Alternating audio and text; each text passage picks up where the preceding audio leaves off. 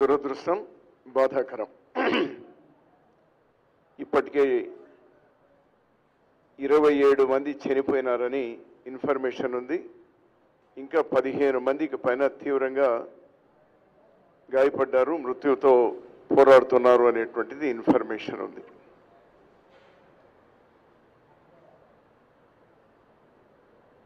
తప్పులు జరగబోతున్నాయని ఊహించినాం, కానీ ఇంత దుర్ఘటన జరుగుతుందని మేము కూడా ఊహించలేదు.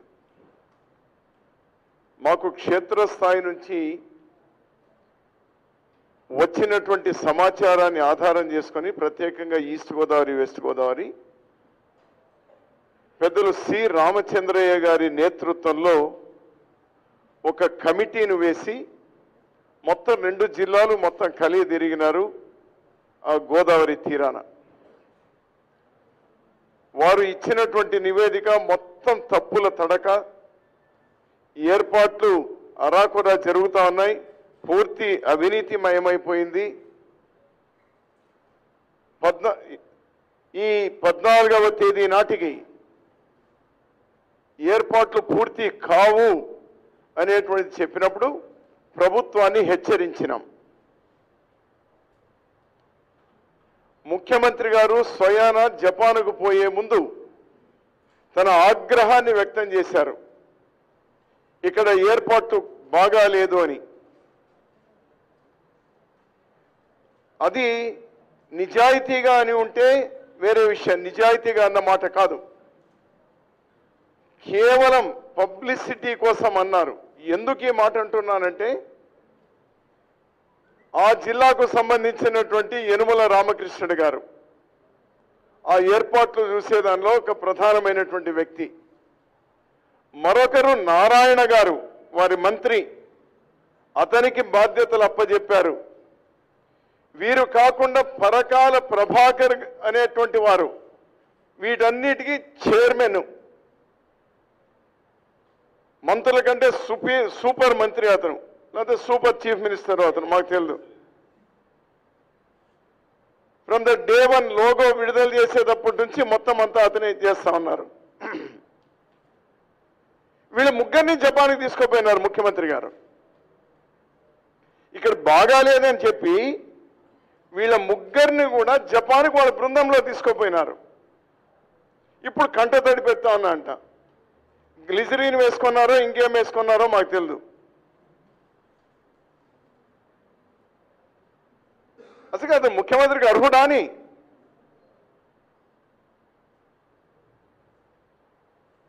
మొత్తం మీడియాని మేనేజ్ చేసుకునే దానిలో ఉన్నంత శ్రద్ధ దానిలో వద్దు. నీ అవినీతి బయటికి రాకుండా, నీ చేతికాంతనం బయటికి రాకుండా, ఇప్పుడు ఉన్నటువంటి ఆ ఘోర కలిని ఎంత వీలైతే అంత తగ్గించేటువంటి ప్రయత్నం ఈ మేనేజ్మెంట్ కంట్రోల్ రూమ్లో కూర్చొని, నాకు ప్రత్యక్షంగా వాళ్ళ దగ్గర ఉండకుండా నాతో మాట్లాడేటువంటి వాళ్ళు ఉన్నారు సుమా. ఉదయం నుంచి నేను మాట్లాడుతూ ఉన్నాను నేరుగా క్షేత్రస్థాయిలో ఉన్నటువంటి వాళ్ళతో. ఈ పెద్ద మనిషి చేసిందేమండి, ఒక విఐపి ఘాట్ అని ఏర్పాటు చేశారు. ప్రధానంగా జరిగినటువంటి ఈరోజు మిగిలినటువంటి అన్ని ఒక ఎత్తు అయితే, ముఖ్యమంత్రిగా ఘోర వైఫల్యం చెందిన ఒక ఎత్తు అయితే, సరస్వతి ఘాట్ అని కేవలం విఐపీల కోసం ఏర్పాటు చేశారండి. వాళ్ళు ముఖ్యమంత్రి గారితో పాటు విఐపీలు అక్కడ స్నానం చేయాలి. ఇతను ప్రపంచానికి నేను సామాన్యులు స్నానం చేసే చోట చేస్తాను అని చెప్పుకోవడానికి పుష్కర ఘాటుకు వెళ్ళినాడండి. 4 అవర్స్ బ్లాక్ అయింది. మొత్తం భద్రతా సిబ్బంది, మొత్తం ప్రజలకు రక్షణగా ఉండాల్సినటువంటి వందల మంది పోలీసులు, గౌరవ ముఖ్యమంత్రి గారు పుష్కర ఘాటు దగ్గర ఒక 2 గంటల ముందు అతను స్నానం చేసి బయటకు వచ్చేంత వరకు పూజలు పునస్కారాలు అయిన తర్వాత 4 గంటలు అంతవరకు ఉన్నారు పోలీసులు. ముఖ్యమంత్రి గారు వారి కుటుంబ సభ్యులు స్నానం చేసి బయటికి రాగానే వారితో పాటు వారు తరలి వెళితే ఒక్కసారిగా వేలాది మంది తొక్కిసలాట జరిగింది. ఇంకిత జ్ఞానం లేదు. మరో గేట్, ఎగ్జిట్ గేట్ కూడా ఓపెన్ చేయలేదు. బ్యారికేడ్స్ పెడితే ఎంత పెట్టాలండి? 3 అడుగులు బ్యారికేడ్స్ పెడతారా? ఇవన్నీ నేరుగా అక్కడి నుంచి నాతో చెప్తున్నటువంటి వాళ్ళు. ముఖ్యమంత్రి గారు మర్యాదగా సరస్వతి ఘాట్లో స్నానం చేసి ఉంటే ఇది ఈరోజు జరిగేది కాదు.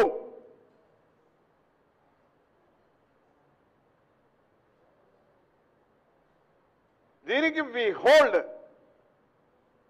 The chief minister responsible.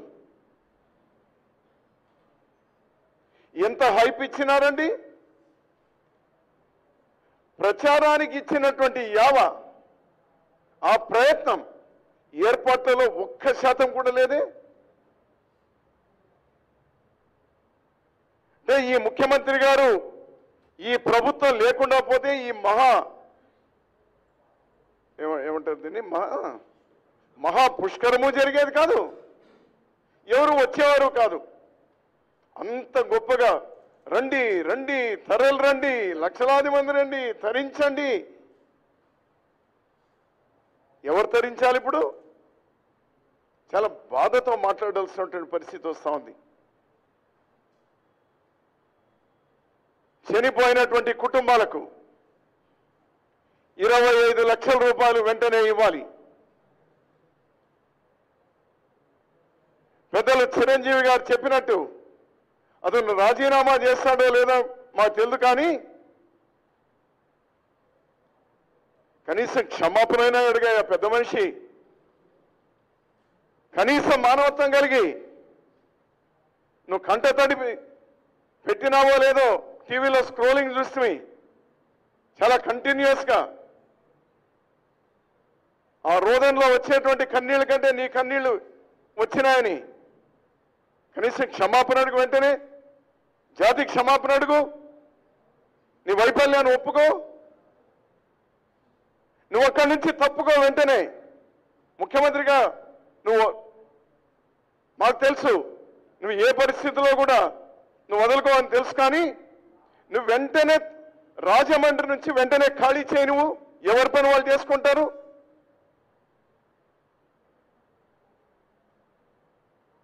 నీ మొత్తం సెంట్రలైజ్ చేసుకొని నీకు మంత్రుల మీద నమ్మకం లేదు, ఎమ్మెల్యేలు లేరు, ఎంపీలు లేరు, మరొకరు లేదు, సిస్టమ్ లేదు, అధికారం లేదు, అంతా మొత్తం నేనే చేస్తాను. నీ డ్రామాలు, నీ పనికిమాలినటువంటి వెకిల చేష్టల వల్లే కదా ఇవన్నీ దాపురిస్తా ఉంది.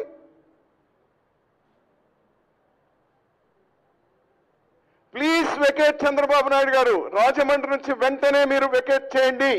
అన్ని సవ్యంగా జరుగుతాయి. అధికారులు చేస్తారు, అధికారులు చేయకుండా కాదు. వాళ్ళ వైఫల్యానికి కారణం యువర్ రెస్పాన్సిబుల్.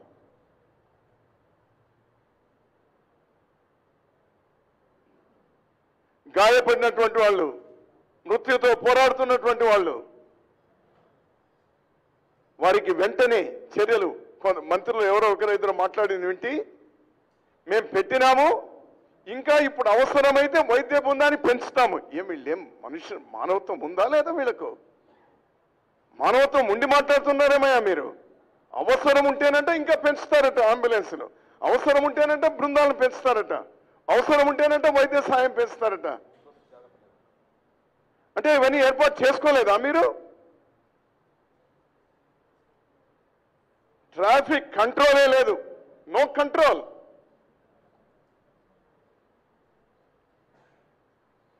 నాకు నెల రోజులుగా అక్కడి నుంచి ఫోన్లు వస్తాను. యాక్చువల్ నన్ను రమ్మన్నారు, బాగుండేది ఏం చెప్పినాను నేను. అఖిల పక్షాలు, అన్ని రాజకీయ పార్టీలు కూడా, అన్ని ప్రజా సంఘాలు కూడా వాళ్ళ ఆక్షేపణ వ్యక్తం చేసినారు. ఒక ఆధ్యాత్మికమైనటువంటి ఒక పుణ్యస్థలము, మీరు ఎన్టీ రామారావు గారిది స్టాచ్యూ పెట్టాలనుకుంటే పెట్టుకోండి, వేరే పార్కులో ఇంకో చోట. దేవుడికి నిలయమైనటువంటి చోట ఎన్టీ రామారావు గారిని కృష్ణుని అవతారంలో అక్కడ పెట్టడం అపచారము, ఇక్కడ పెట్టకూడదు అని వాళ్ళ సెంటిమెంట్ని కూడా గౌరవించారండి మీరు. పెట్టుకోండి మీ ఇంట్లో, అదే పెట్టండి ఎక్కడైనా ఒక పార్కులో. కొత్తగా రాజధాని అవుతుంది,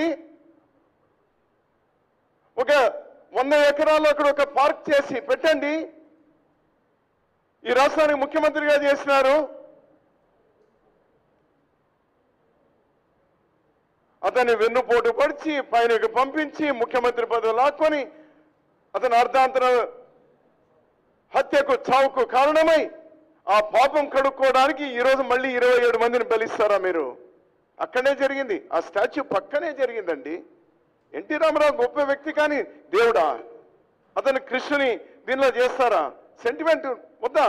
మీరు 2-3 మాట్లాడుకుంటే సరిపోతుందా?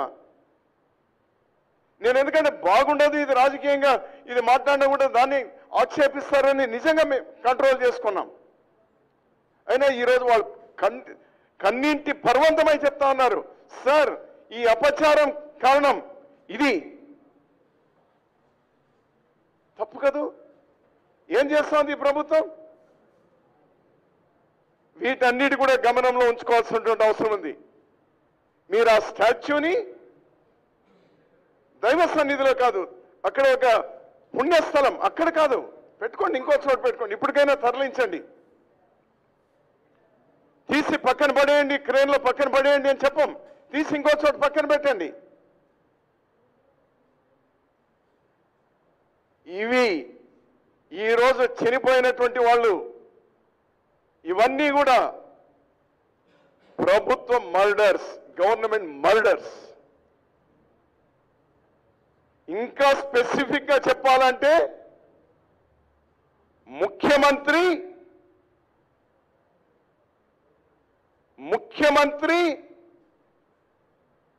Is responsible. ముఖ్యమంత్రి 4 గంటలు కేవలం అతను ఒక్కడి కోసం, సామాన్యులు స్నానం చేసే దగ్గర 4 గంటలు ఎందుకు ఆపినారో, పోలీస్ అనేదే ఉంటే వెంటనే హీ షుడ్ బి చార్జ్డ్.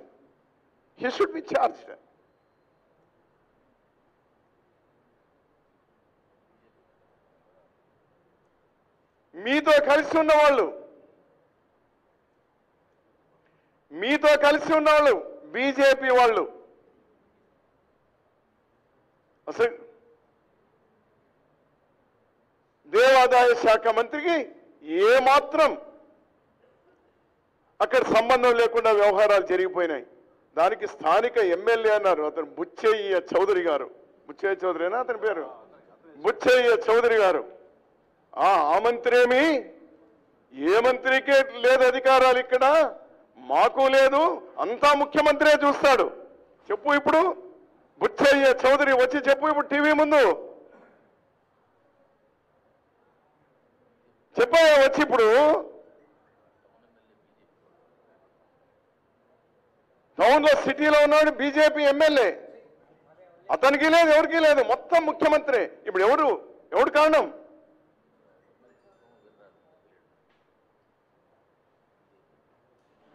మీ వాళ్ళే అన్నది మేమన్న మాట కాదు సుమా, మీరు కలిసి ఉన్నటువంటి వాళ్ళు.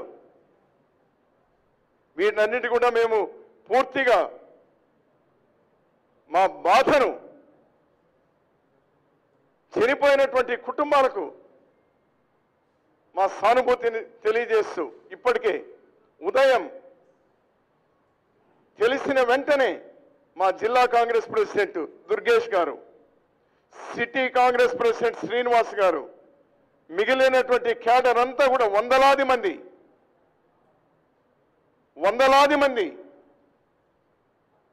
ఇప్పటికే అక్కడ వాళ్ళందరూ కూడా ఈ క్షతగాత్రుల్ని, బాధపడినటువంటి వాళ్ళని, మిస్ అయినటువంటి వాళ్ళని, చనిపోయినటువంటి కుటుంబాలని ఓదార్చేటువంటి ప్రయత్నాల్లో మొత్తం నిమగ్నమై ఉన్నారు. మేము కూడా నేను పెద్దలు చిరంజీవి గారు మిగిలినటువంటి సీనియర్ లీడర్లు కూడా ఇప్పుడు వెంటనే అక్కడికి వెళ్తున్నాం. నేరుగా క్షేత్రస్థాయికి పోయి అక్కడ సహాయ చర్యల్లో మేము కూడా భాగస్వాములై మా వాళ్ళందరినీ కూడా అక్కడనే భాగస్వాములైనటువంటి విధంగా చేసి వచ్చే 12 రోజులైనా వచ్చే 11 రోజులైనా ఎటువంటి అవాంతరాలు జరగకుండా మా పార్టీ తరఫున పూర్తిగా అందులో నిమగ్నం అవడమే కాకుండా నేను ముఖ్యమంత్రి గారిని మళ్ళీ కోరుతాను, దయచేసి అక్కడి నుంచి వచ్చేయండి. మీరు అక్కడి నుంచి వస్తే అన్నీ సర్దుకుంటాయి. మీరు అక్కడ ఉంటే అధికారులు మీ చుట్టూ తిరగడానికి సరిపోతుంది సార్. మీ చుట్టూ తిరగాల్సి వస్తుంది సార్. మీ దగ్గర 100 మంది ఉండాల్సి వస్తుంది సార్. దయచేసి వచ్చేయండి మీరు. నా రెస్పాన్సిబిలిటీ ఇదో, నేనంటే కాంగ్రెస్ పార్టీ రెస్పాన్సిబిలిటీ తీసుకుంటున్నాం. We take responsibility. అధికారులు వాళ్ళ పని వాళ్ళు చేసుకునివ్వండి. రేపటి నుంచి ఒక్క చిన్న కంప్లైంట్ కూడా రాకుండా చూసుకునేటువంటి బాధ్యత మా పూచి మేము తీసుకుంటాం. వినో ఆఫీసర్లేం ఆకాశం నుంచి కొత్తగా ఈరోజు రాలేదు. వాళ్ళందరూ గతంలో ఉన్న వాళ్ళే ఈరోజు ఉన్నారు.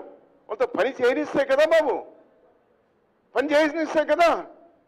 మీరు వచ్చేయండి, మేము పూచి తీసుకుంటాం. రేపటి నుంచి 11 రోజులు అక్కడనే ఉంటాం. Will stay there.